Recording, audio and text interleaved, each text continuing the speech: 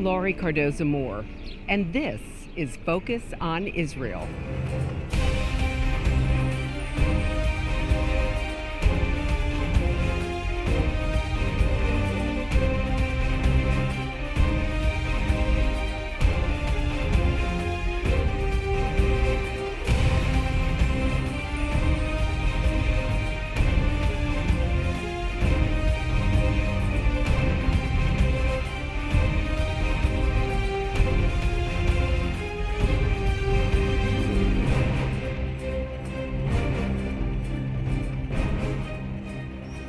Violent anti-Semitism is on the rise worldwide. A recent Cantor Center report shows an alarming rise in attacks on Jews in 2018. According to the study, released in cooperation with the European Jewish Congress, the number of major violent cases globally jumped 13% last year. Those violent attacks were centered in the United States, which was home to more than 100 cases. In the United Kingdom, 68 cases were reported, followed by 35 each in France and Germany, 20 in Canada, and more in Belgium, the Netherlands, and Argentina. Today on Focus on Israel, we'll take you to a major global forum aimed at combating this lethal rise of anti-Semitism. Hello, I'm Laurie Cardoza-Moore, founder of Proclaiming Justice to the Nations, a nonprofit organization dedicated to educating and sharing the message of Christian biblical responsibility to the people and land of Israel in the face of a global rise of anti-Semitism. Proclaiming Justice to the Nations was established to stop the silence, to wake up Christians and people of conscience to the realities of a world bent on destroying Israel and the Jewish people.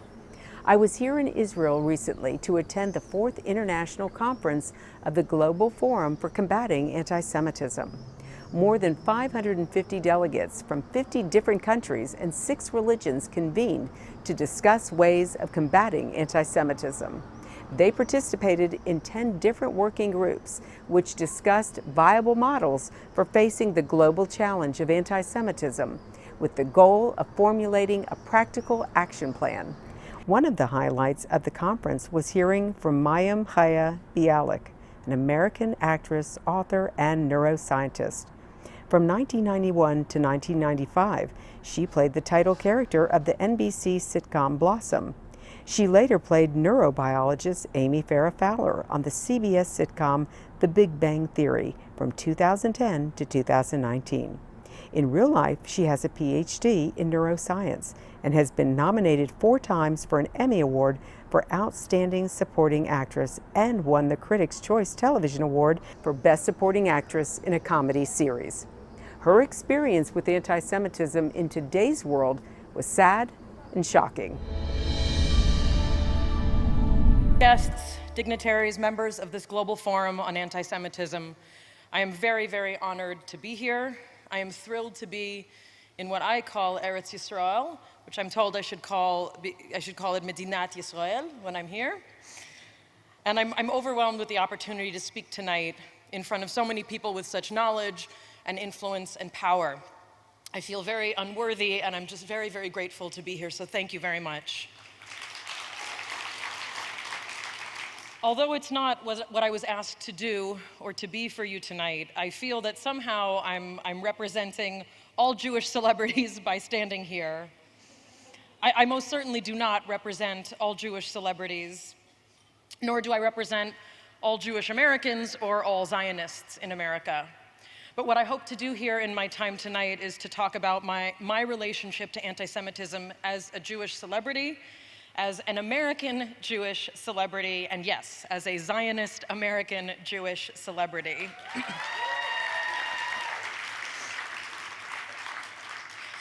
I'm choosing to speak about the anti-Semitism that I have experienced, although I could ignore it. We all could ignore it, but we do need to confront this. Why? Because it illustrates that everyone who is attending this global forum already knows anti-Semitism is not simply the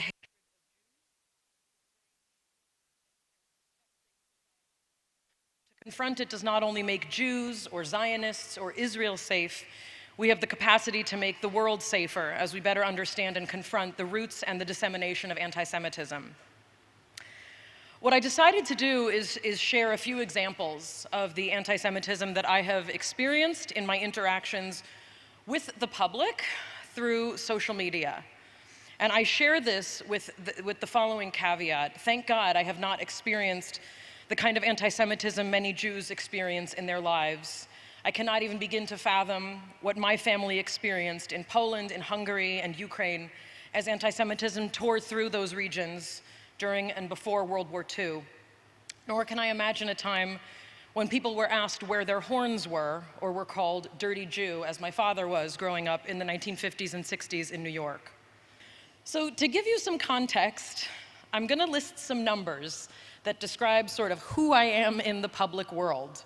And I really hate listing these kinds of numbers because in the scope of the universe, and in the scope of what I believe my purpose on this planet is, as an extension of what I believe is a divine mission to repair the world, these numbers about me are nothing. They really mean nothing. But what they do provide is some context. So I currently reach almost 2 million people through Facebook. I reach 2.6 million on Instagram. Actually, at the time that I wrote this speech, it was 2.5, but I updated it today. I reach over 600,000 on Twitter and my YouTube channel.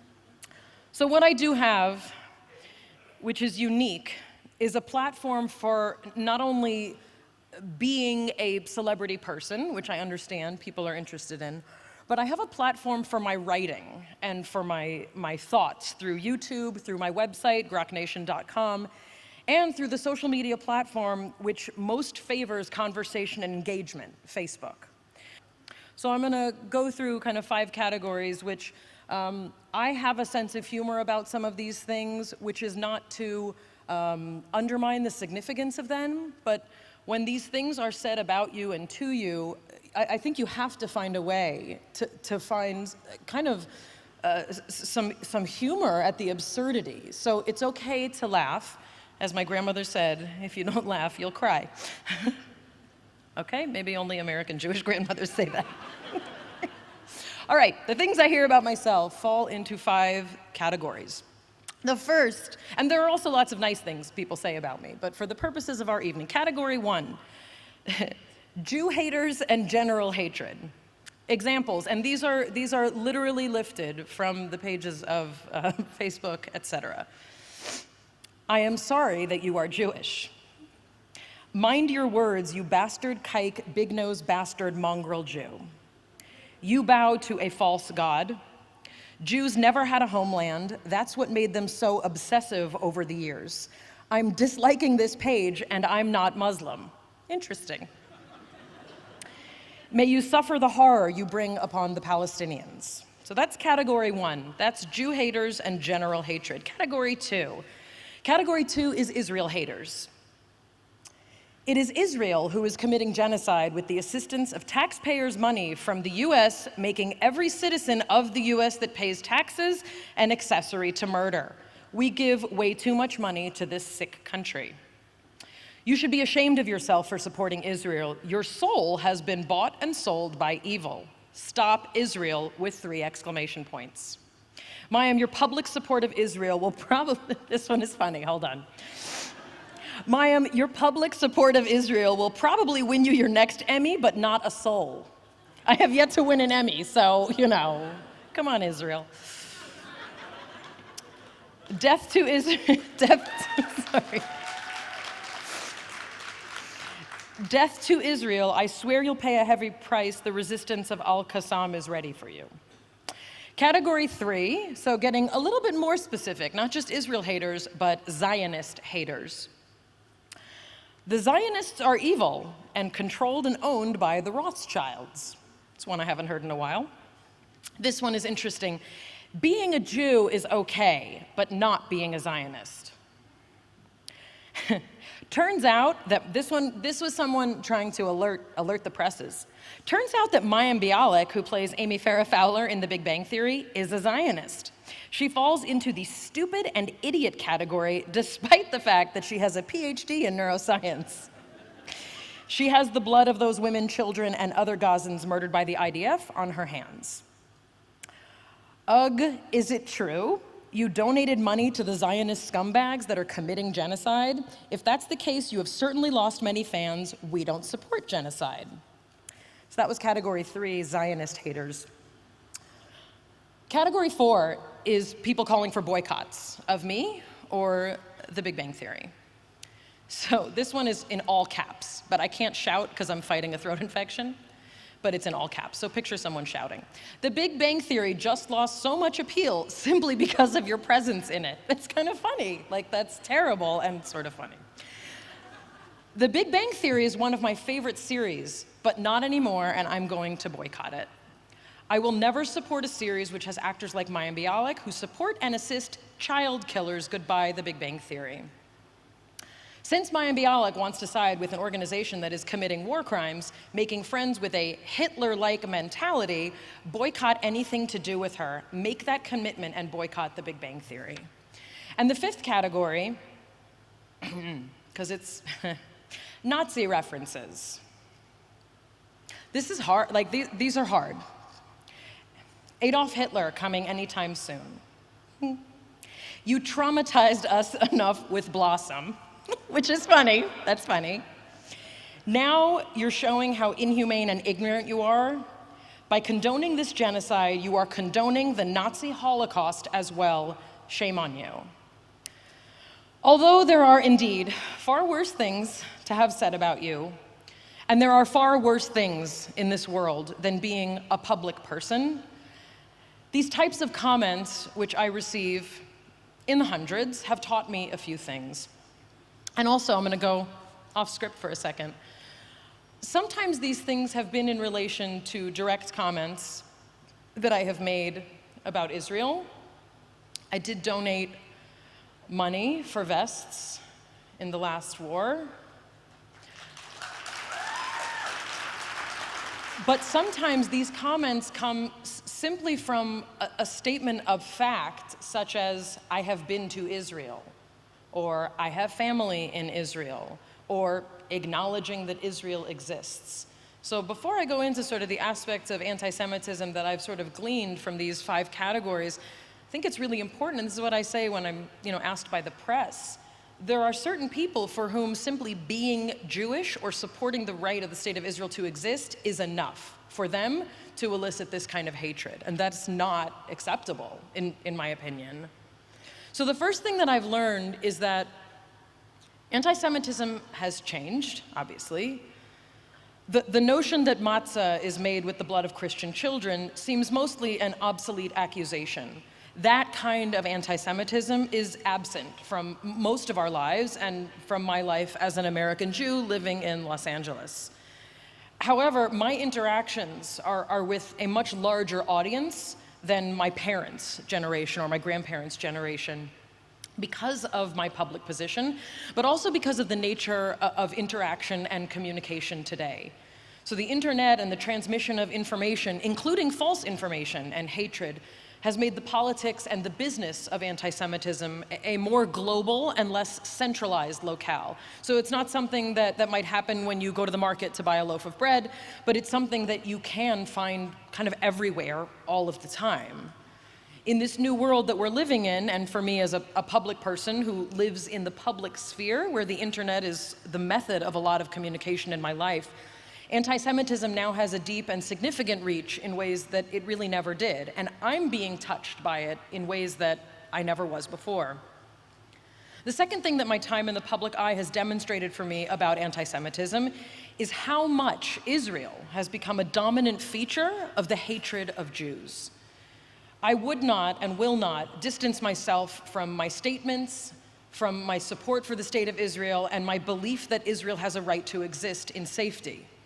But the role that anti-Semites have painted of Israel as antithetical to liberal politics is something I never imagined that I would see to this extent in my lifetime. Otherwise, intelligent, educated individuals I know who know little about Israel are very quick to hurl anti-Semitic insults, accusations, and assumptions at anyone who believes in the right of Israel to exist in certain cases. Being a lover of Israel, being a Jew in many cases, is enough to earn anti-Semitism, it seems. My third observation is that, indeed, so many people, and especially young people around the world, but also in the United States, do not know what Zionism is, like even the definition. And I know this may not surprise many of you who work in the spheres of people's understandings and misunderstandings, but for me, as a second-generation American raised speaking Yiddish, it came as somewhat of a surprise that most people that I met, for example, in the public university that I went to UCLA, did not know the difference between anti-Zionism and racism. They did not see through the propaganda that was plastered all over my university, declaring that Israelis are Nazis, or at that time that Ariel Sharon was equivalent to Hitler. The lack of understanding of the definition of Zionism, especially among young people, especially in liberal circles, astounds me, and it upsets, it's disturbing. And the lack of understanding about the distinct role that Israel holds for Jews and for non-Jews also astounds me. In addition, the swiftness with which so many other minority populations will side with any group against Jews and Zionists really devastated me as a young college student. I do hope that my comments have provided even a small window into the experience that many Jews have in the public eye. And if we were doing a Q&A, which I know we're not doing tonight, I know the question would be, where are the other Jews? And the fact is, I can't speak for other Jews, I can't speak for other Jewish celebrities, but it's very, very complicated, and a lot of people don't want to deal with the kind of things that I deal with, and I can't judge that. The decision that I make on a daily basis about what to talk about and what to share, what to feel, what to say about Israel, these things come with a heavy price. The price for me has not yet, that I know of, impacted my acting career, but it has impacted the way that I am seen. And that does impact my career in terms of speaking engagements, in terms of endorsements, in terms of my writing, in terms of the kind of things that Emmanuel has to deal with when explaining who I am and what I stand for and why. Because I am outspoken, and I have chosen to be outspoken about Israel. I wonder how many of the criticisms I get come from people unwilling or uninterested in me because of my stance simply on Zionism. God forbid it should be because I'm Jewish, but there are certain things I may never know. I'm very grateful for the opportunity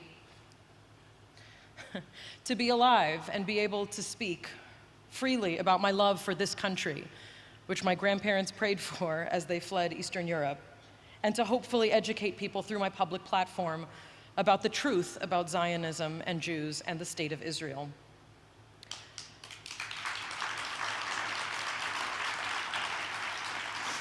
But as I have described it, and as we all know, the internet also holds a new capacity for hatred, for division, and for the spread of darkness. Is there a way to harness this incredible technology to make this a more peaceful, a more compassionate world? I hope that will be the case. I also hope that the prayer that I wrote on a tiny slip of paper and inserted into the wall today will become true, that tomorrow I will wake up as Gal Gadot. I'm sorry. I'm a comedian, I couldn't help it. I remain devoted to my people, to this country, to my faith, and I hope to somehow use my position to combat, even in small ways, the ignorance and the hatred that continues to breed anti-Semitism, even if only one follower at a time. Thank you. God bless the Jewish people. God bless the state of Israel. Am Yisrael Chai.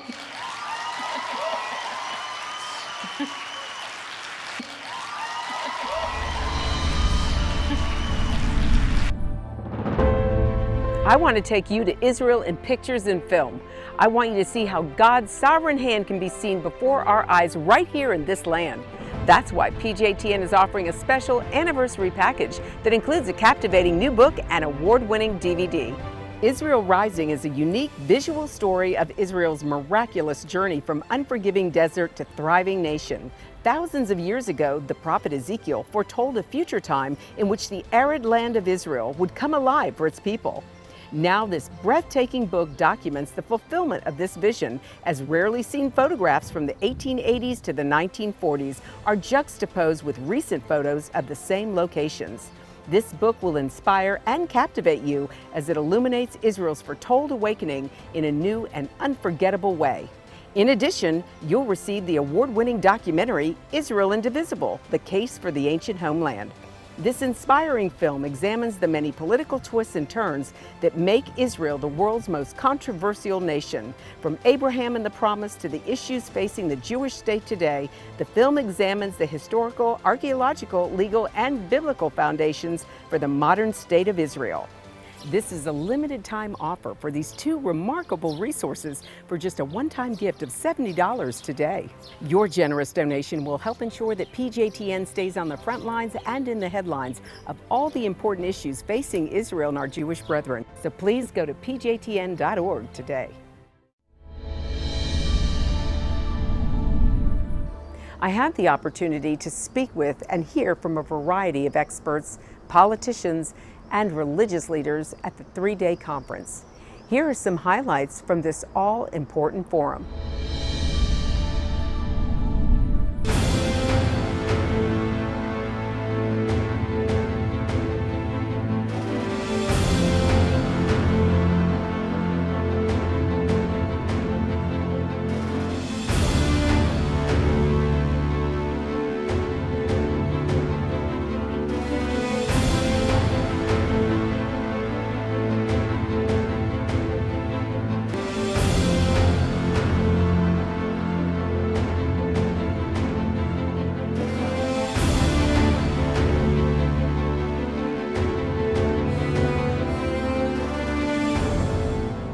These two gentlemen, I was busy talking to Rabbi Hollander, and I was telling him that I was surprised that there wasn't more Muslims here fighting anti-Semitism. And he says, oh no, I'll introduce you to my friends. And so when I met these two gentlemen, they told me that they were Muslim Zionists. I said, does this exist? This is a miracle. How did this happen? Why? Because, you know, within the evangelical Christian faith, there's a movement, as you probably are aware, of evangelical Christians who support Israel. They're Zionists. And I always wondered, if God is doing something new, then where is the Muslim community? Why isn't the Muslim community responding? And then I run into you two. First of all, in the Quran, in the core message of Islam, forget about the hadiths that are the sayings of Prophet Muhammad, added up 2 centuries later after his death, which are fake and fabricated, for sure. The core message of Islam, that is the Quran itself, tells us about the right of the Jewish people to settle in the land that is promised to them. So that is Zionism, Mount Zion, under the name of Mount Zion. But there is a misunderstanding in the Islamic world. That is, as if Zionism means it is the evil of all, it's the root of all evil on earth. Jewish people are trying to change the world order according to their thoughts. No. Even Mr. Adnan Oktar, he goes live on TV and tells that if Zionism is the right of the Jewish people to settle in the Holy Land of where their ancestors are buried, then it is the right already given in the Quran by God, Allah. So I am Zionist as well. And any Muslim is a Zionist. And what I can add is the land of Israel, if the land of Israel is promised to the children of Israel, it is our duty and to make this happen. So because it's the promise of God, Allah, and in the Quran, so this is not something debatable. It's not something, some ideology that can be changed. It is the words of Allah. So as a pure Muslim, this should be the way to think about it. Well, it's interesting that you're saying this, because I recently came upon a publication that was put out by the Sharif back in 1924, and then there was another edition printed in 1925, and he was basically saying the same thing that you're saying, that this is the land of the Jews, that God one day is going to bring them back to the land. And I was amazed by that, because I don't hear that discussed very often. And what you're communicating to me sounds like the same writing and teaching that the Sharif, the Waf, had published back then in the early 1900s. So it's fascinating. The hatred and enmity against Jews and Christians in some of the parts of the Islamic world takes its roots from the nationalist movements not the Quran itself. Because if you go back to 100 years ago, there was no problem with Jews because there was no land of Israel as a state. So after these nationalism movements, these problems arose. I have to remind of the verse in the Quran. God says, "O children of Israel, dwell in the land, and when the time of the hereafter comes, I will gather all of you of different nations." You are an evangelical Christian. I am a Muslim. A rabbi, our common friend, Yeshua Hollander, brought us together, and now there is a message that is going to be spread all over the millions. We have million viewers, you have million viewers. So the message, this is the basic of the old thought, you know, this is how it should be. This is definitely the last days. God said that he was going to bring all the nations back to worship him on his holy mountain. And the only way we're all going to come back to be able to worship him on his holy mountain if there is peace between us. So this is fabulous. We live in exciting times. Thank you both so much for joining us today. God bless you both. Well, that's our program for today. And I want you to know we appreciate your support. The time to take a stand is now. Be a leader in your community and in your church. One person can make a difference.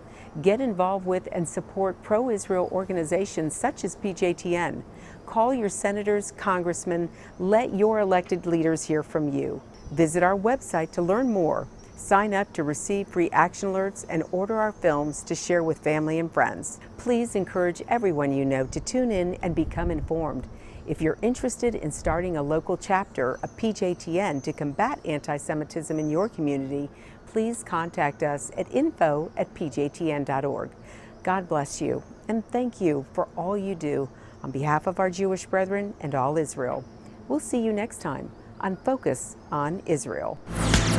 To support this program, send your tax-deductible gift to Proclaiming Justice to the Nations, P.O. Box 682711, Franklin, Tennessee 37068. You can also support PJTN online. Visit pjtn.org or call 1-877-873-9020.